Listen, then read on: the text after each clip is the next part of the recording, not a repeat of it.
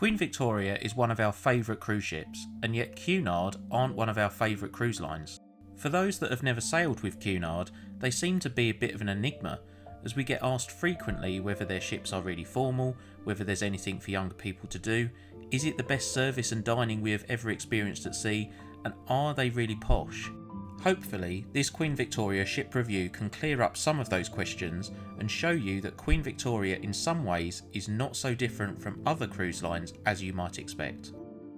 On this cruise we paid £429 per person, which is around £107 per night for the 4 nights we were on board, which is a very fair price for what is included when you compare to booking a hotel on land, which usually includes a place to rest your head and that's about it.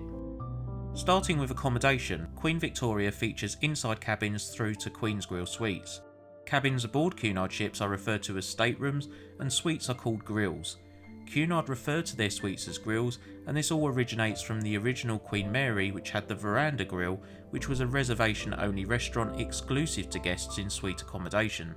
Cunard started to refer to suite guests as Princess Grill and Queen's Grill guests, and that is still the case today. Accommodation aboard Queen Victoria is really quite ordinary. The decor is traditionally beautiful as you might expect. You have some nice touches such as sparkling wine on arrival and the Penhaligon's luxury toiletries in the bathrooms, but these staterooms aren't superior to any other cruise ships we have been on in terms of surface area, practicality, storage and comfort. We stayed in a Britannia balcony stateroom. It was very clean, sufficiently practical, not quite as much storage as is offered on other Vista class cruise ships with other companies, which give you these handy cupboards above the sofa bed. The stateroom itself was very comfortable and we really loved the decor, but by comparing it to P&O Arcadia and Holland America's Eurodam, decor aside, they are the same cabins. Something we don't like though is the shower curtains in the bathrooms. Cunard is a premium cruise line. You wouldn't expect to go to a premium 5-star hotel on land and see a shower curtain, and when you consider the overwhelming majority of cruisers hate them, we don't know why so many cruise lines like Cunard continue to use them. Cunard is one of the few cruise lines which operate something of a class-based system on board their ships, divided into Britannia Class, Britannia Club, Princess Grill and Queen's Grill. Britannia Class accommodation ranges from insides through to balcony staterooms, and Britannia guests will dine in the elegant and traditionally grand Britannia dining room. Britannia Club is the next class and benefits between the two are tiny. If you are a Britannia Club guest, you'll get a pillow concierge menu, have bottled spring water replenished daily and have priority over Britannia class guests when it comes to embarkation and disembarkation. Generous stuff. Accommodation itself is not larger or more premium than Britannia class, however you will dine in the more intimate and sophisticated Britannia Club restaurant. But the menus in both Britannia and Britannia Club are identical. When it comes to Princess and Queen's Grill suites, you obviously receive much larger and premium accommodation, and you'll get a handful of enticing inclusive benefits, but these benefits do not go far enough when you compare to Yacht Club with MSC and Retreat with Celebrity, where you can expect beautiful exclusive sun decks, an included drinks package and included Wi-Fi as standard. As nice as these benefits are with Cunard, it just seems a little tight when you compare to the competition. When it comes to dining, because we haven't had the pleasure of trying Princess or Queen's Grill yet, our review of main dining is going to be confined to what we were served in the Britannia dining room. The standards of food was generally very good, certainly surpassing the main dining we have had aboard P&O, MSC, Royal Caribbean and Princess ships recently. However, Cunard does fall short against her rival Holland America. The main dining aboard their ships really does feel premium, as did the service. The service in the Britannia dining room was friendly, but there was quite a bit of waiting between courses and it wasn't unusual to have to ask for something more than once. Therefore, service was on par with the mainstream cruise lines, but not quite up to the level of a premium cruise line like Cunard are. The Lido Restaurant is Queen Victoria's buffet-style restaurant. Variety is somewhat limited when we compare to much of the other cruise lines we have sailed with, both in the mainstream and premium cruise categories, but most people should be okay with the variety on offer. It's just an observation that there is a lot less on offer compared to what you get on bigger ships, but I guess that is to be expected. Having said all that, the food which we did eat was very good. The Lido restaurant has theme nights and the menu changes each day. The Indian night was particularly good, and we love the fact that there is a pizza station within the Lido where they make freshly cooked pizzas to order. This is a buffet restaurant that gets a thumbs up from us. Of an evening, a section of the Lido turns into a speciality restaurant, simply called Dinner at the Lido. At the time of filming, this extra charge dining venue alternate their menus between British, Asian and Indian, but on shorter sailings like the one which we were on, they will likely only operate one select menu.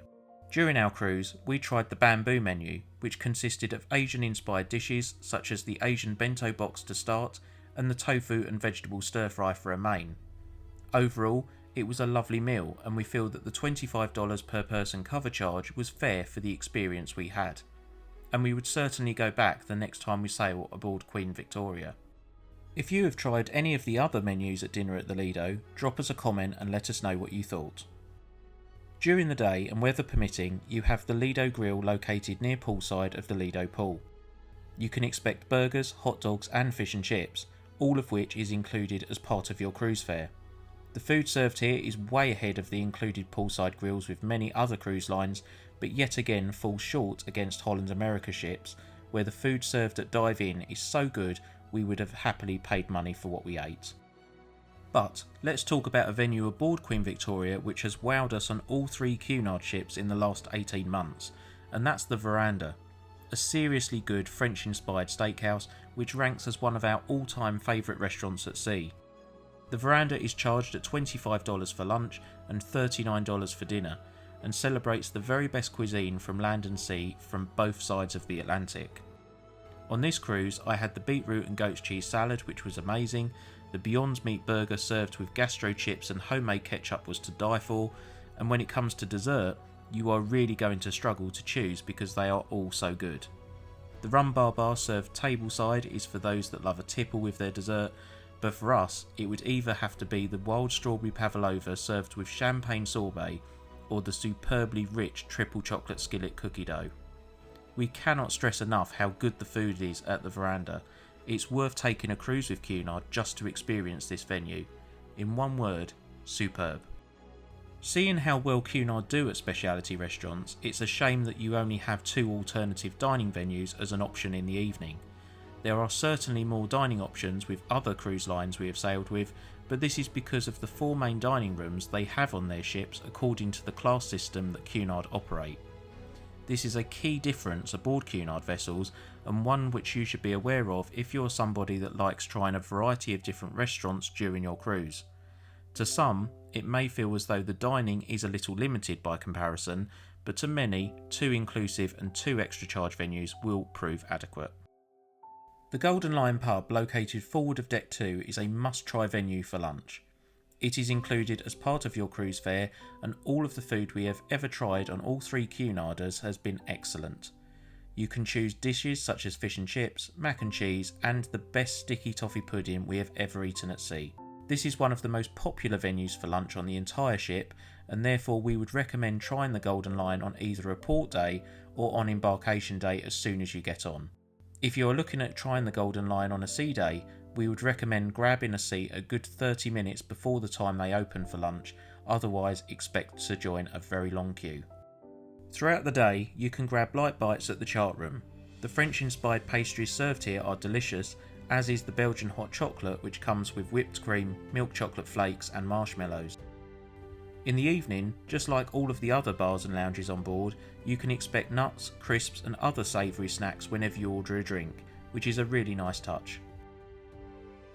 The Cunard afternoon tea is something that Cunard have been long known for. If you have seen our reviews of both Queen Elizabeth and Queen Mary II, you'll know that we were very disappointed by the experience, and that we observed that the Cunard afternoon tea was totally inferior to the standards set before the pandemic. However, aboard Queen Victoria it was fantastic. Service was attentive and friendly, and everything we ate was delicious, although the sachets of sugar do still make an appearance, which does let the experience down a little bit. Sachets of sugar and white glove service don't really go hand in hand, but that's the only niggle.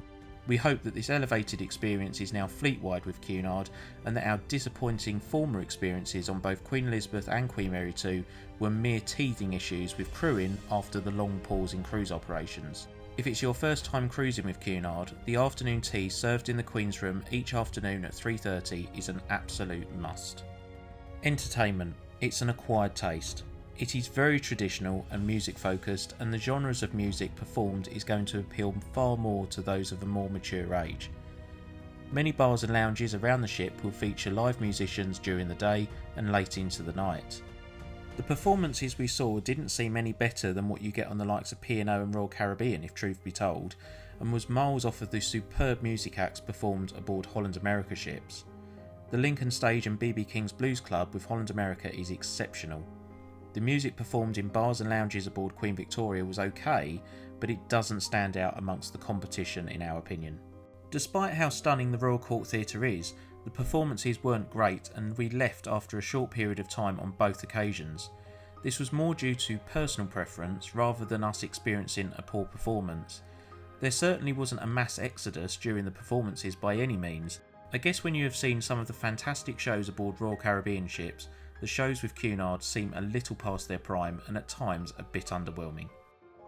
Activities during the day are also very underwhelming to those of younger ages, and that was very much the case aboard Queen Elizabeth and Queen Mary 2 as well. During our cruise, activities included chair aerobics, bingo, bridge, chess competitions, shuffleboard contests and guest speakers on history, engineering and sociology. While this sort of thing does sound really quite boring to us, it must appeal to Cunard's most loyal of cruisers, otherwise the company would have looked into jazzing up their daytime activities. Queen Victoria is a quiet and relaxing ship. It's the sort of ship we'd happily do a longer cruise on at a time when we're seeking a holiday where we can relax and unwind.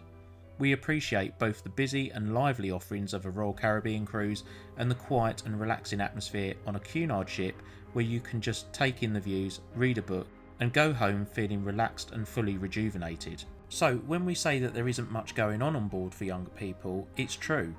But can a younger person go on Queen Victoria and have a great time? Absolutely. We would sooner do a longer cruise on a relaxing and elegant cruise ship like Queen Victoria than on a mammoth cruise ship carrying around 6,000 passengers. After a while, those ships can become a bit exhausting, and it's great that cruise lines like Cunard exist for those people that don't agree with the slogan, bigger is better. Queen Victoria and other Cunard ships aren't going to have all of the big wow factors and onboard facilities you see with other cruise lines, and long may that continue, because that isn't what Cunard is about. Where Cunard must be comparably superior though is service. There is nothing wrong with Cunard not following the trend of cruise lines adding all these big wow factors onto their ships if Cunard are simply promising great dining, great service and luxurious surroundings. Those promises must be delivered. Cunard are certainly delivering on the luxurious surroundings and mostly delivering when it comes to dining. But does service stand out on Queen Victoria and the other two Cunard ships we have sailed with in the last 18 months? No. Just to be clear, the service in the restaurants, bars and lounges is good. It's way better than P&O and MSC ships outside of Yacht Club, but on par with Royal Caribbean, Marella and Princess in our opinion. It falls ever so slightly short of the service aboard Holland America ships, which was exceptional. For those that are trying Cunard for the first time, if you're a first time cruiser, we are pretty sure you will be very impressed with the service on board. However, if you have sailed with cruise lines which sit above the mainstream category, you may be expecting more than you're going to get with Cunard. Queen Victoria is stunning, one of the most beautiful ships we have ever sailed on in fact, but there just needs to be a little bit more focus on dining and service. In a very competitive market, Cunard need to be excellent at what they are selling, and at the moment it feels as though they are not quite there. Credit where credit is due though, dining and service was a lot better on Queen Victoria than the other two sailings with Cunard in the last 18 months, so let's hope that they continue in this direction. If you are like us and love a good spa on a cruise ship, the Mareel Spa is unlikely to disappoint. It is one of our favourite spas on a cruise ship, and to be honest, the 2-hour spa passes that they sell aren't long enough. They cost $39 per person, or they offer a cruise pass which allows for a 2-hour visit each day of your cruise, excluding embarkation day. We paid $150 per couple for the 4-night cruise, which is around a 36% saving. These spa passes include use of the relaxing lounges, aromatic steam rooms, Finnish saunas, Swedish orthopaedic beds, sensory rainfall showers and the perfect hydrotherapy pool heated to body temperature. Spa passes do sell out very quickly, so make it your priority to book yours as soon as you get on board. Something that does need a mention is drinks. Cunard are probably the best cruise line for drinks. The cocktails are some of the best we've ever tried, but my goodness, they come at a cost. With the service charge, cocktails such as the All-Consuming Passion are around $18 each, and a pint of lager is going to be close to $8, which to most Brits is nothing short of daylight robbery, which is the same terminology we'd use for the drinks packages. The first package is the Premium Soft Drinks package, which costs $30 per person per day, including the 15% service charge if you book before your cruise, or $35 per person when on board. This includes small bottled waters, juices, specialty hot drinks, non-alcoholic cocktails, and you get a 20% discount on non-alcoholic beverages not included in the package, such as bottles of water over 500ml. The beers, wines and spirits package is a whopping $70 per person per day, including the 15% service charge, or $75 per person per day if booked on board. This package includes beers, wines by the glass, spirits, liqueurs and cocktails up to $13, and you also get all of the benefits of the Premium Soft Drinks package too. To us, charging this amount for drinks is absurd, especially when you consider how reasonable some cruise lines packages are, such as the Princess Plus and Premier package with Princess Cruises, and Holland America's Have It All package, which is just $50 per person per day, but also includes shore excursion credit up to $300 per person, up to 3 meals at specialty restaurants, and you get Wi-Fi chucked in as well. Cunard just aren't as competitive as their rivals when it comes to the cost of drinks and the packages they offer. The Wi-Fi packages are also well and truly overpriced, and we're convinced that Wi-Fi on the Moon couldn't be any worse than it was on Queen Victoria, and would recommend making use of your mobile phone data when in port or within 12 miles of land. We cannot recommend you take out the Wi-Fi on board. It's useless. As a ship, Queen Victoria is a firm favourite of ours. Traditional, elegant and sophisticated. 3 qualities which will entice us to book a cruise on Queen Victoria time and time again. Overall, we had a fantastic cruise aboard Queen Victoria, and were pleasantly surprised to see that there has been marked improvements in dining and service, even if Cunard does fall a little short of her nearest competition. She is in an immaculate state of condition. At no point did we see any maintenance issues on board. She looks like a ship that's a quarter of her age, and it's great to see that Cunard are looking after her. Cunard cruises are very formal, and dress codes are enforced more strictly than other cruise lines, and we think that that's a good thing. This is a cruise line that is doing things her own way and aren't trying to copy the big brands in the industry. She offers something to those seeking a traditional way of cruising and exploring the world by sea. We just wish that from a value of money point of view, Cunard offered just a little bit more. And lastly, a big thank you to our Patreons. Because of you, we can continue doing what we love with your extra support. If you would like to find out more about becoming a patron, click the link in the description below. In return, you will get extra benefits, such as early access to our videos, behind the scenes sneak peeks, Zoom calls, Christmas and birthday gifts, and much more.